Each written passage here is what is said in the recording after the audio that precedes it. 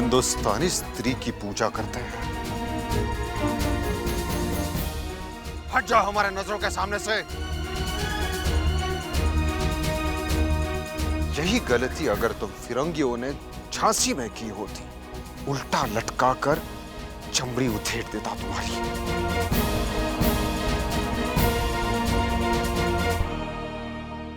You bloody Indian!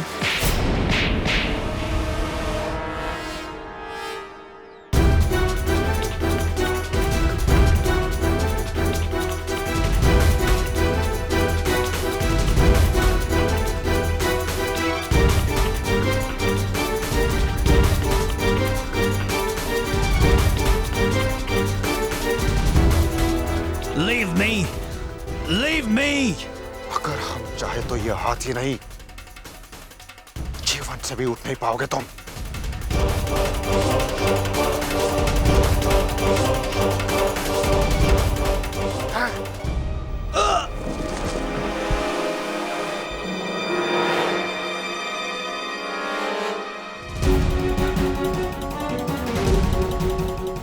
तुम फिरंगियों का साहस इतना बढ़ गया, वो भी हमारे सामने।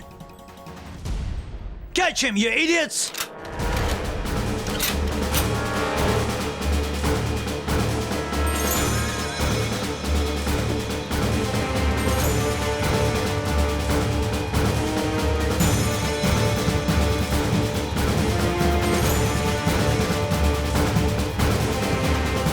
You bloody Indian!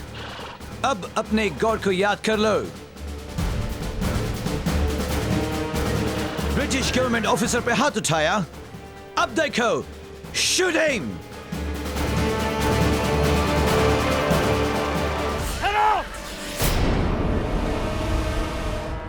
अपनी अपनी बंदूक के नीचे फेंक दो।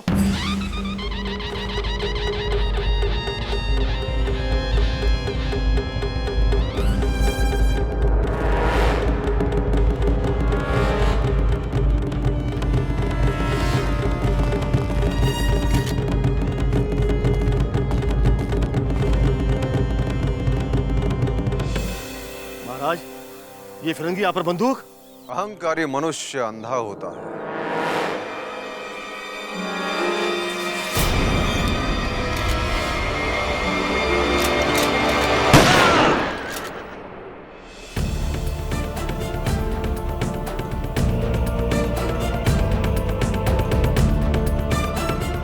इन्हें हटाओ हमारे नजरों के सामने से।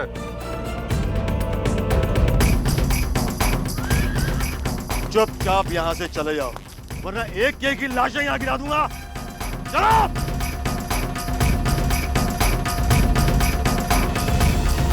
कौन है ये? मूर्ख, ये झांसी नरेश महाराज गंगाधर राव हैं।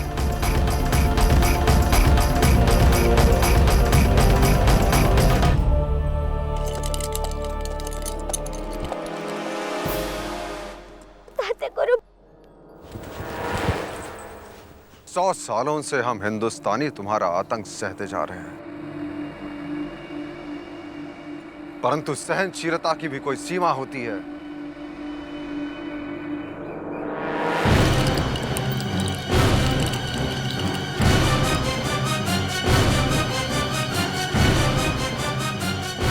अगर तुम्हारी ये हरकत बढ़ती रही तो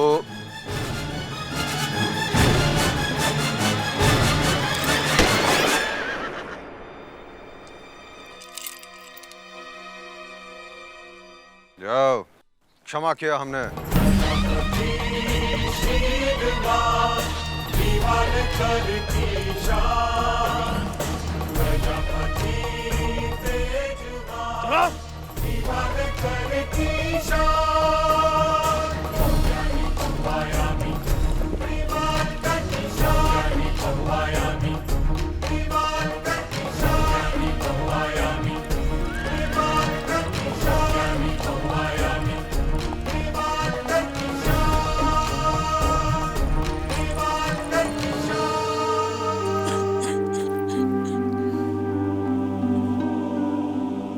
डरने की कोई आवश्यकता नहीं।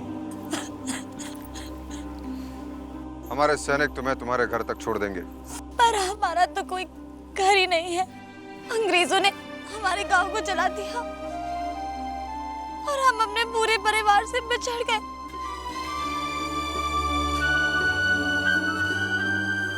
और ये अंग्रेज मुझे। घबराओ नहीं, तुम हमारे शरण में हो। नाम क्या है तुम्हारा? जूही नाम है हुजूर। इसे पड़ाव पर पहुंचा दो और रघुनाथ सिंह से कहना कि इनके रहने और खाने का प्रबंध किया जाए। अब से झांसी में रहेगी।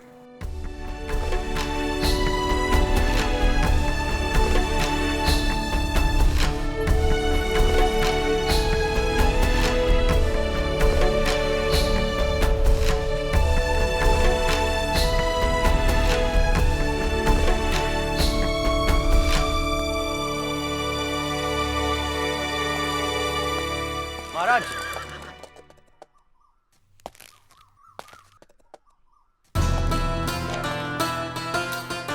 प्रणाम महाराज।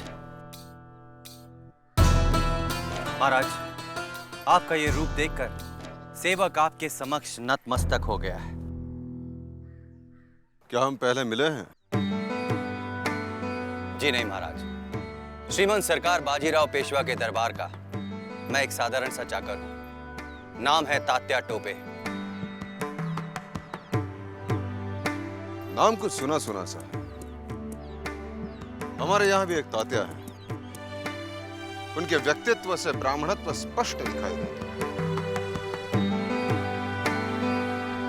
पर आपकी वेशभूषा देखकर हमें ऐसे लगता है जैसे रणभूमि में कोई योद्धा खड़ा हो। ये तो आपकी महानता है महाराज, अन्यथा सेवक तो जावलेकर परिवार का एक साधारण सा सदस्य है। आपसे मिलकर हमें प्रसन्नता हुई। महाराज, मणिकर्णिका मुझे ताते गुरु नाम से संबोधित करती है। हम वीरों का सम्मान करते हैं ताते गुरु।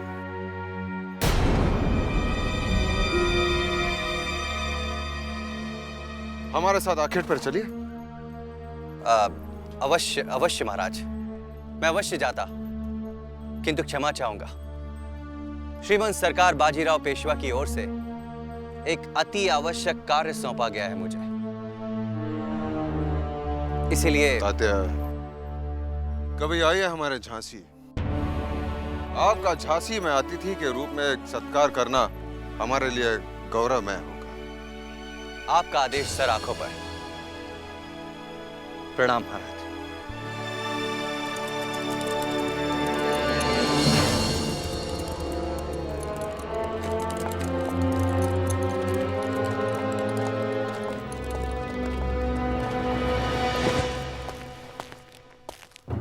हम हिंदुस्तानी स्त्री की पूजा करते हैं।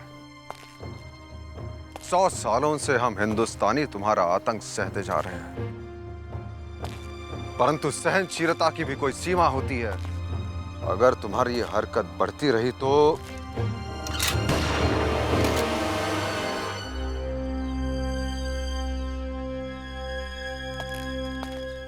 मनु, ताते गुरु पापा ने हमारा विवाह तय कर दिया और हम विवाह नहीं करना चाहते। क्यों क्यों नहीं करना चाहती? क्योंकि वो। मनु, मैं तुम्हें बता चुका हूं, कभी कभी जो दिखाई देता है वो होता नहीं है, और जो होता है वो दिखाई नहीं देता। आज महाराज गंगाधर राव को रण बांकुरे की तरह इन फिरंगियों के विरुद्ध खड़ा देखकर मैं अचंभित रह गया।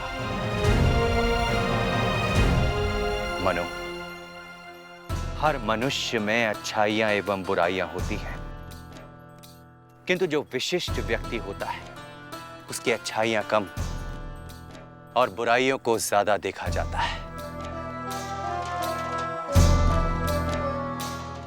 मनु, मैं समझ सकता हूं कि तुम्हारा सारा ध्यान तुम्हारे लक्ष्य की ओर है, किंतु जीवन साथी के लिए अच्छाई और बुराई दोनों को आत्मसात करना पड़ता है। तब दो सत दोस्त बन जाता है। मनु, तुम्हारा और मेरा केवल एक ही सपना है कि किस तरह इन फिरंगियों को हमारी मातृभूमि से खदेड़ कर बाहर किया जाए।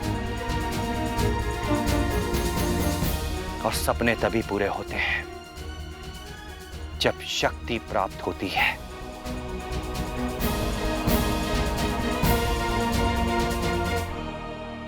सोचो बेटा, यदि ये शक्ति तुम्हें शासक के रूप में प्राप्त हो गई तो तुम्हारी एक आवाज पर लाखों सर कटने को तैयार हो जाएंगे, लाखों सर।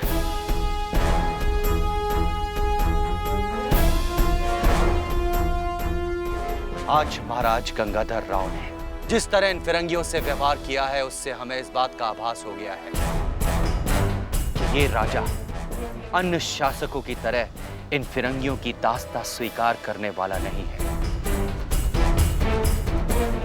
यदि इन्हें सही दिशा दिखाने वाली प्रतिभा मिल जाए तो वो झांसी का भाग्य बदलने की क्षमता रखते हैं। और वो प्रतिभा, वो आग मेरी मनु में कूट कूट कर भरी है। तुम समझ रही हो ना बेटा मैं क्या कहना चाहता हूं?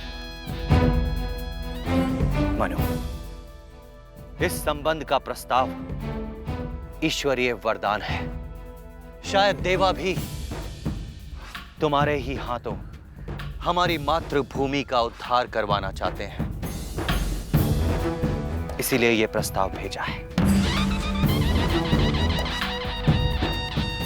मनु, इस प्रस्ताव को नकारना मत। इस स्वर्णिम अवसर को अपने हाथों से मत जाने देना।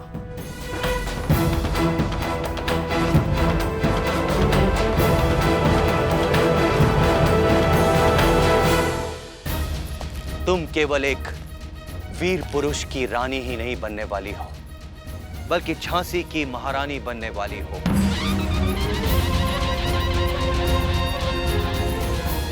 झांसी की महारानी।